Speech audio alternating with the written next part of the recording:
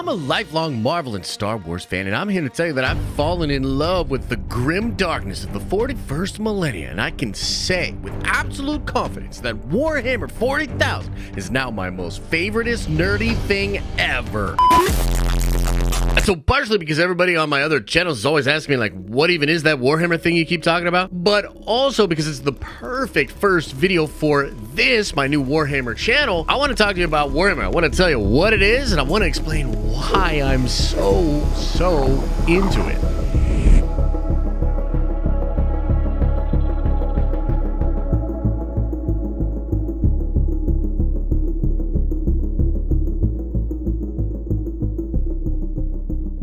Let's begin with a question. What the fuck even is Warhammer 40k? I've been talking about Warhammer a lot on streams, videos, and on Twitter, and I had somebody literally comment saying, what is 40k? I looked it up, and it's just a board game. How can a board game have that much lore? And believe it or not, that's actually like the perfect question to explain exactly what Warhammer is. So what is Warhammer 40,000? Well, it's a universe or an intellectual property that is owned by Games Workshop, and it began a long time ago as a tabletop war game / RPG hybrid. Since then, there have been over 300 novels written to create its canon, and there have been 9 different versions of the tabletop game itself, and there's new lore in every version of the tabletop game. By the way, we're just about to enter into the 10th edition of the game, and there have been a ton of new updates to the lore. On top of that, there have been countless video games, a ton of different fan films made. It's basically a deep rabbit hole that a lot of Warhammer fans call the hobby. This is a massive franchise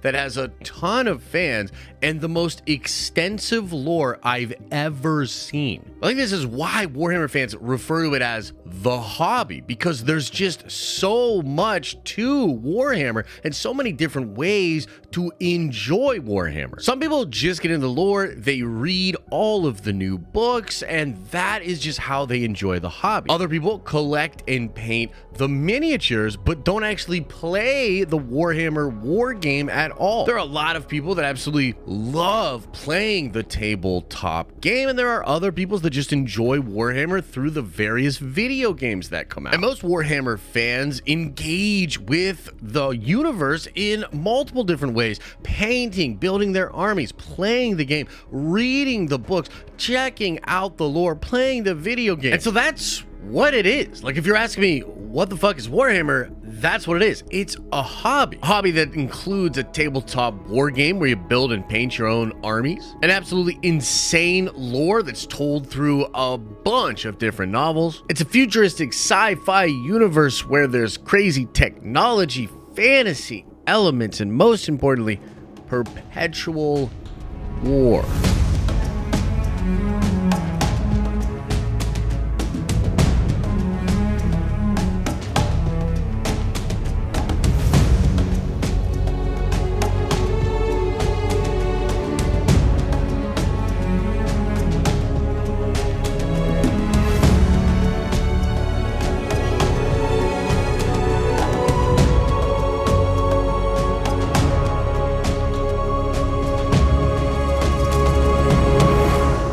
But why did I get so into Warhammer? What makes it different than Marvel or Star Wars, which again, I've been a lifelong fan of? Well, I think a big part of that is the fact that it has the best freaking lore ever. But we're going to get into that in just a sec. There's another really important factor here, and it's how I can engage in Warhammer, because it seems like no matter what I'm doing in a given day, there's a way for me to enjoy Warhammer. I either put on a lore video or an audio book, or I sit down to actually build and paint my models. And yes, I absolutely love playing the tabletop game. If you're a big nerd like me, when you get into a new hobby, you really get into it, and you get into it very deeply. And I've been incredibly into Warhammer for just over a year now, and I feel like I've barely scratched the surface of understanding all of the different aspects of the lore. I'm definitely just getting into a place where I can actually paint models halfway decently, I also now have a completed Custodes army and have actually won a few games on the tabletop. I think it's part of the reason that I got so into the hobby, because it's just so deep. Any and every direction I look when I'm trying to check out my Warhammer stuff, it's just always so much to it. It's like a rabbit hole that just won't end, and I just am drawn in deeper and deeper. And so the hobby aspect is definitely a big part of why I got so into Warhammer, but there are also a couple of different things that are unique to 40k that separate it from like Star Wars, Marvel, and basically anything else I've ever been into.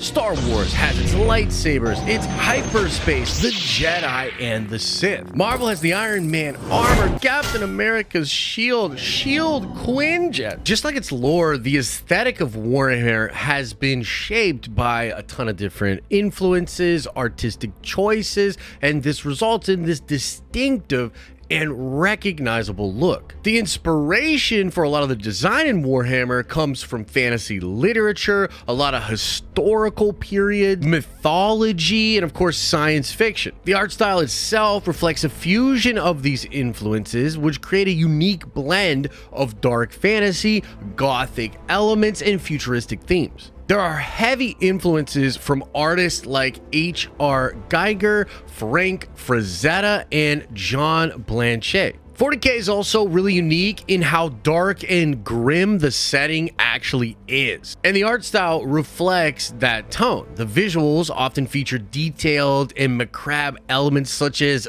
decayed architecture or intricate armored designs and monstrous creatures. That combination of dark, foreboding landscapes and the pervasive sense of impending doom linger over everything in the Warhammer world. That aesthetic permeates every image, every cutscene in a video game, every model itself. And because of course the miniatures are the central aspect of the hobby, the art design of these miniatures showcases a super crazy level of detail and craftsmanship. And I think this is partially because from a miniatures perspective, you want your figures to look unique. You want your own army to have unique details, squads, and commanders. But it's also very appealing to have a whole bunch of different armies with their own unique look. That is not only something that differentiates them on the battlefield, but it also enriches a player's connection to their own army. There's actually a lot of stuff that happens to benefit Warhammer that sort of funnels through the miniatures game. I know we're not talking about the lore just yet, but the lore itself is meant to be so expansive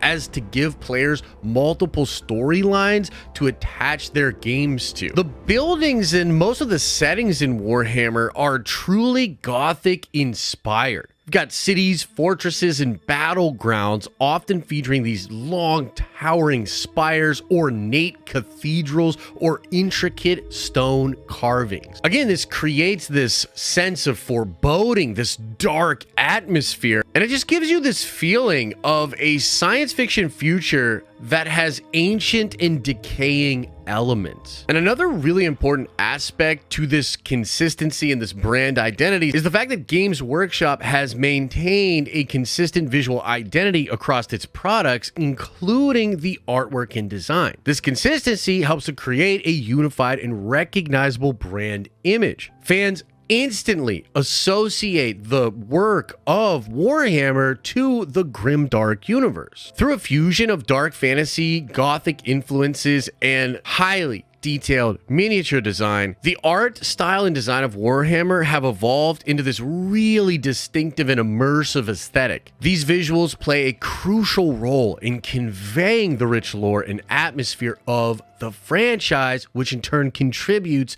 to its enduring popularity.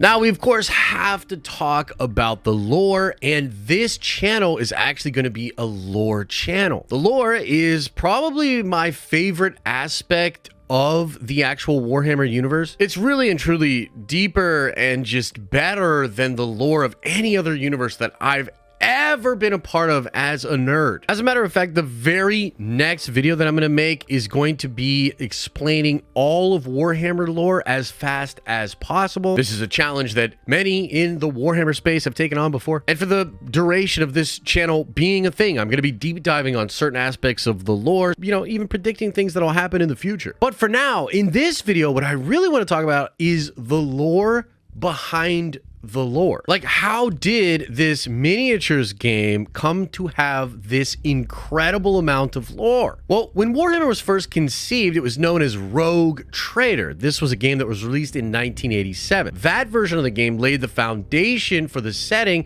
but had a relatively limited lore compared to what it would become. The focus was primarily on humanity's struggle against various alien races, such as orcs, Eldar, and Tyranids. The concepts of chaos and the Primarchs themselves had not even been conceived. Later on, towards 2nd and 3rd edition, they start to tease out the Horus Heresy. This was essentially a civil war that happened in the Imperium when one of the generals of the Emperor turned against him and caused this crazy big civil war. This was expanded into a release of the Horus Heresy novel series, and starting in 2006, Games Workshop commissioned authors to explore the events of the Horus Heresy. This was a civil war that took place 10,000 years before the current setting in Warhammer 40,000. These books delved into the origin of chaos, the Primarchs, which are these crazy genetically engineered superhuman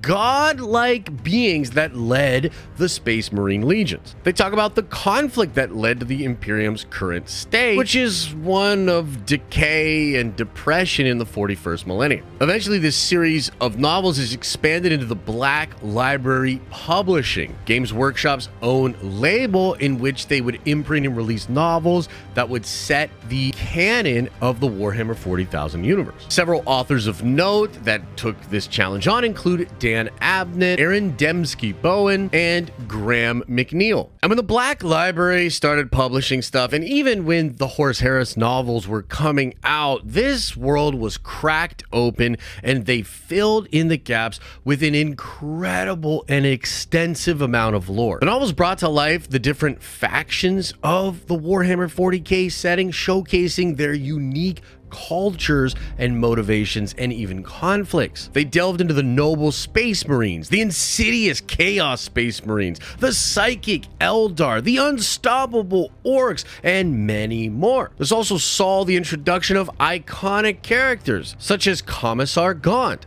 Eisenhorn, and Cephas Cain. The novels also allowed for a deeper exploration of the themes that define Warhammer, such as the grim darkness of the entire setting, the brutality of war, and the nature of heroism. These books really dove into the psychological toll of all of these conflicts. I've heard Warhammer fans joke about how the Horus Heresy is about a bunch of big guys with big feelings. What we thought were just these mindless soldiers and generals actually ended up being really father and sons to their respective Space Marines, and of course the Emperor himself. Essentially, because the Primarchs are the children of the Emperor, they are his sons. But this genetic material that created them is also used to create the Space Marine chapters, and therefore the Space Marines are the sons to the Primarchs. And so you introduce this sort of family element, and again, you really get to dive deeply into the emotions of these different characters. I think the lore benefited from the fact that you had so much going on. So a lot of these novels drill down on specific conflicts,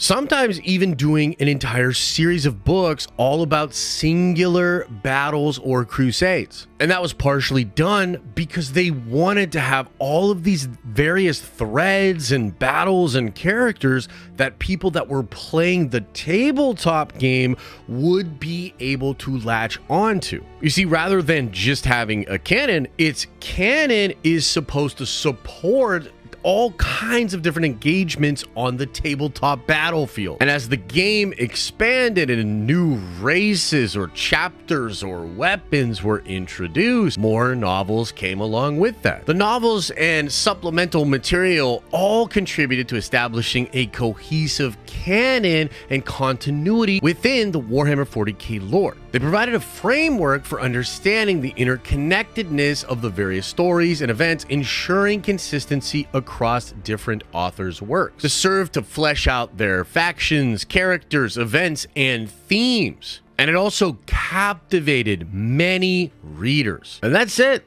That's what Warhammer is and why it's now my favorite thing. Hope you enjoyed this one. I'll see you in the next video.